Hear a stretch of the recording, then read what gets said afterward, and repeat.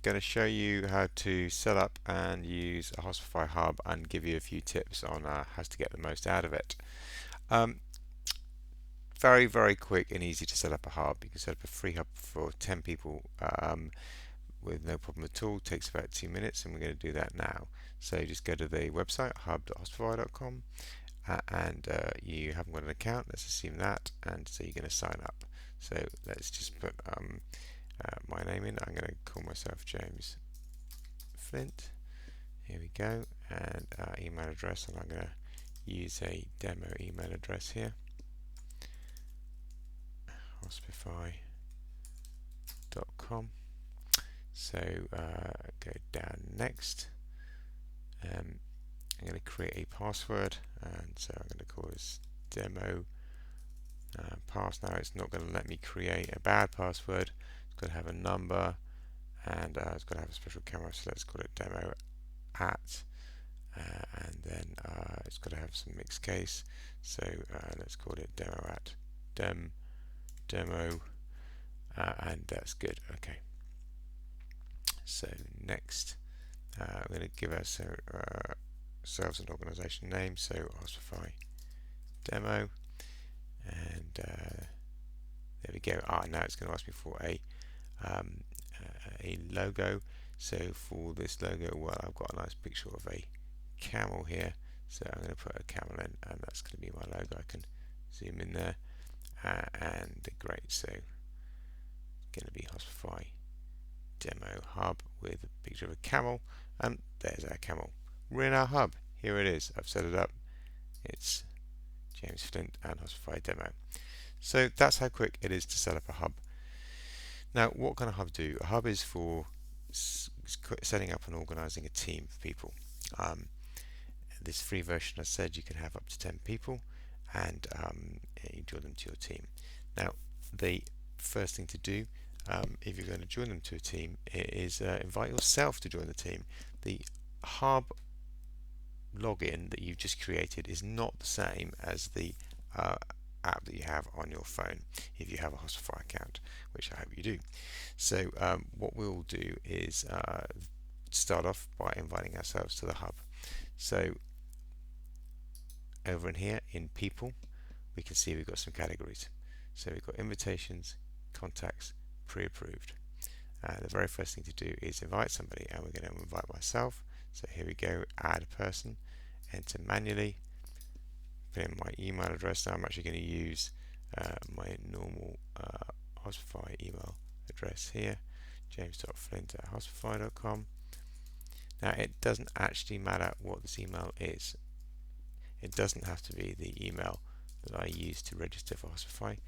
Hospify identifies you by the email address you use to register the app. All that matters is that James Flint can see and receive this email address and get his code. Now, and there we go. So I put in his name and his email address, and I invite him, i.e. me. Now, the hub has just sent me an email. This email will have a token in it and some instructions how to download the app and enter the token if I don't have the app. If I'm sitting next to myself while I'm doing this, I can scan myself in. So there we go. By clicking on that view token, I can go to the Hospify app, which I'm opening now on my phone. You can't see this, but I'm opening it in the background. And when it's opened, I can scan myself in here. Now, you can see there's a small code underneath that QR code here, this C983MYDX8K8V. That is the token code that you'll get in the email. It's a one-time code. If you're not sitting next to the person who's just joined you to the hub and you can't scan it, then that's what you'll type in when you get the email. You type that into the settings area of your phone. There's an area, there's a slot called Register Organization Hub Token. I'm opening that now. I can scan that code on my phone, which I'm doing. Okay, so register token, and I'm just going to register that now. Oh, actually, before I do, what I'll do is I'll just shut this down. You can see that I'm currently sitting here as an invitation, and when I scan this code on my phone and register the token, which I'm doing now, right, it's going to validate it for me in the background here. Okay, success. The phone says that my validation was successful. which is great. So if I now click onto the dashboard, which is just an overview here showing these sections down the side: invitations, contacts, broadcasts, audiences and groups. If I go back into invitations, there are no invitations.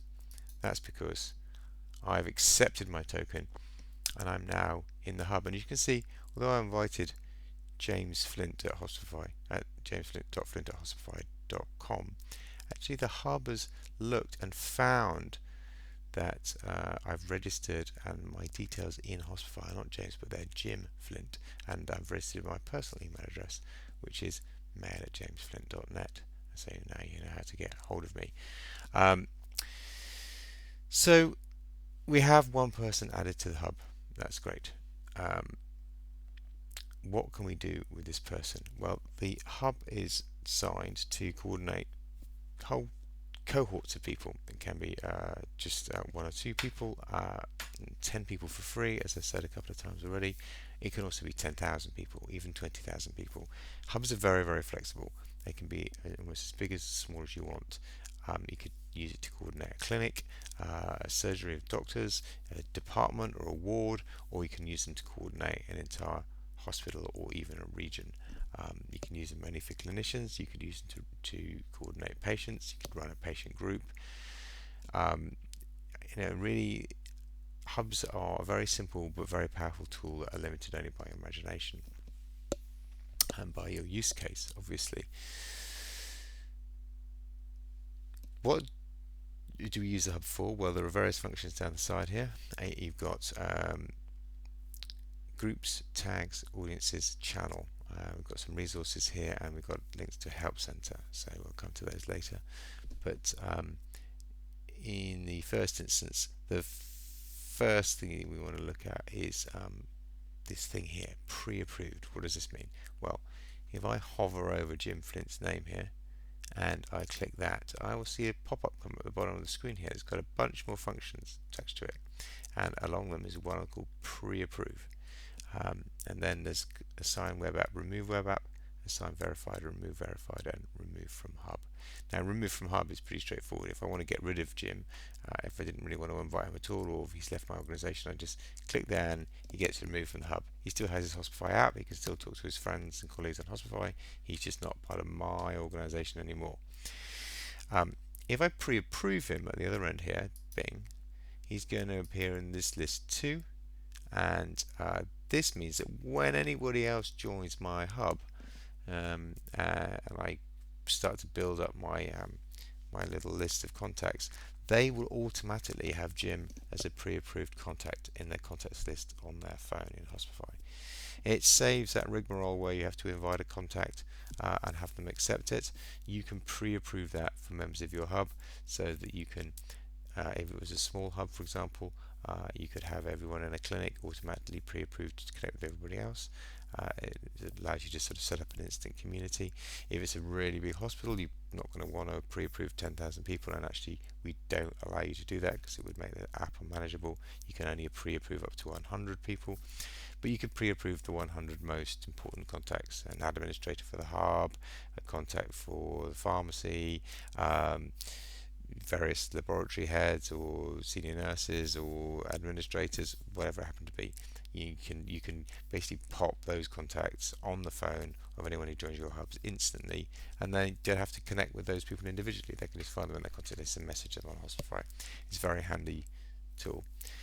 If I want to remove Jim from the pre-approved, I just click in there and then I can remove him from the list, and when new people join, he won't be appear on their phone. He will still be on the phones of the old people that were joined when he was on that list, and they can remove themselves just by removing the contact at their end in the app. So go back to contacts.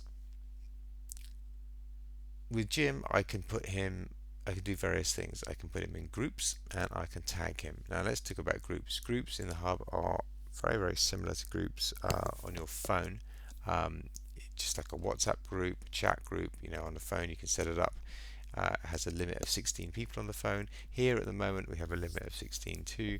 We'll probably expand that over time, maybe to 20 or 24. But for the moment we're imposing a 16 person limit in these groups. To set up a group, you can either do it here, I can either add Jim to a group, but the trouble is I've got no groups, so I can't add Jim to a group, because if I start typing, there's nothing in there. So what we need to do is go down to this groups tab here, click on it, and set up a new group. We give it a name, my demo group. I can save it, and here we go. And now I can add Jim. I can add him. I can go back to his name and add him here. I can now add him here, and I can search for, start typing, and my demo group. I could add him here. I won't do that just now. I'm going to do is to escape that and go back, or I can go down here to groups on the left, go back into the group, and I can add him here, add member, and I can rather than typing the group name, I'm now going to type Jim's name. There he is, and I'm adding him to the group. Now that group will instantly appear on Jim's phone, and against the group logo, the group image will have on it my picture of a camel, identifying that group as an authorized group that's been set up in the hub. This logo is quite important, therefore, because this logo helps identify your hub to users. When a group appears with your logo on their phone, they know it's an official group from you. I can delete this group, I can rename it, I can manage its members, as you saw before, but basically it's just a group, and I can put people in it. Groups are very powerful when they're coupled with our other tool, which is the web app tool. This is in development at the moment, and it's due to be released in April or May. But what it will do is allow Jim, or whoever I assign it to pick up all their messages through a web browser as well as on the Hospify app. It will also store them for longer on Compliant Cloud. Now this becomes very valuable, not just to give people a bit more convenience and flexibility when using the app. They can pick up their messages on a laptop or even on a tablet just by logging in through Google Chrome or Microsoft Edge. But it also allows for some audit functions to happen. So how do I assign the web app? Well, I won't do it now, but well, actually maybe I will. Let's see what happens if I assign web app to Jim. There we go. Actually it works. There we go. So his icon here is changed to a computer screen to show that he's got kind of desktop app access. He will get an email giving him instructions on how to access the web app, or at least he will when it's live, which will happen in April. And then he can now go online and use his same details, not the details I'm using for the hub here. That's a different identity. That's just my admin identity. He uses the details he uses to log into the app, to log into the web app and pick up his messages. This is very handy if Jim is an administrator or a clinician. If he's in this group here and you add some other people into the group, some other clinicians, maybe a patient, or create an MDT, that means that even if those people are on their mobile phones, when they're chatting in the group, Jim will get a copy of all his messages, and they will all be stored on the web app. This means that even if he's not in the group, not very active in the group, if the group's chatting away and there's some sort of problem or issue, or something has to go into the patient record later on, people think, oh, last week we said this and we want to have that recorded. Jim can go back to the group and he can look online and find that backlog of messages and copy and paste them into the patient record or whatever happens to be. It allows an administrator to sit in a group, therefore, and keep a record of everything that's going on, even though all the other people in the group may be on the mobile app and these data is only stored on their phones for 30 days. So that's groups. 16 people, however, is quite a limited number, and often you won't want to manage more people. Now, one of the problems with big groups of 20, 50, 60 people, even 100, 200 people, like sometimes you get on WhatsApp, is that they become very, very difficult to manage. They become very, very busy and very full with comments and notifications because people are chatting all the time, and they also become risky from a data protection point of view, be very difficult to remember who's in the group, and maybe you say something that is, somebody in the group doesn't have data protection clearance to hear. This is especially um, this is especially tricky when you might be dealing with patient identifiable data. That's one of the reasons we keep the groups small, only 16. But it's also one of the reasons we have another feature in the hub, and this is what this lower part of the hub is all about. And that feature is broadcast messaging, which allows you to push messages to large numbers of people. It can be very small numbers of people, can be one or two people, it can be very large numbers of people, maybe even thousands of people, and that allows you to communicate with bigger cohorts of people without having to build massive groups. There will be problems and liabilities that creates. So I'm going to finish this video here, but the next video I'm going to talk a little bit about how you do broadcast messaging. So just to recap, we logged into a hub, we had a quick look at the dashboard, which basically mirrors these things down the side here. We invited a contact. The first person we invited was myself. Get myself on the hub via my phone, which is a different account to the Hospify account. Then looked at pre-approving that contact, so that contact will appear on the phones of all the subsequent people that join the hub, creating an instant community. And then we looked at setting up a group and putting that contact into the group. Just before we go, there's a couple of little power tools here, and we see it's all very well adding people one at a time, but you can also bulk upload like thousands of people to the hub. So you can do this by downloading a spreadsheet. You can copy paste the names and emails of your HR list into the spreadsheet, and then you can upload the spreadsheet into Hospify, and the hub will just send out hundreds or thousands of emails with those instructions and a token in for people to onboard. We recently onboarded a hospital in North London, 10,000 people using this method, and we did it in a couple of days. It's very quick, and it really helps if you've got large cohorts of people to onboard. Just finally, before I finish, a couple of things down here which are handy. We have a resources center which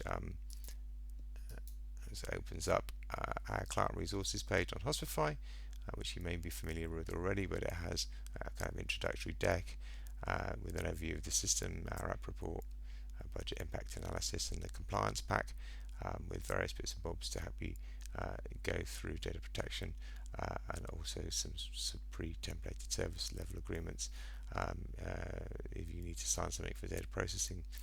And then down here we also have our help center, and again, you may be familiar with this, but there's lots of simple guides here to getting started with Hospify. In fact, you may even have found this video there. So that's the first stage of the hub, and in the next video I will talk about how to get the most out of tags, audiences, and how to send messages via our channel. Thanks for listening.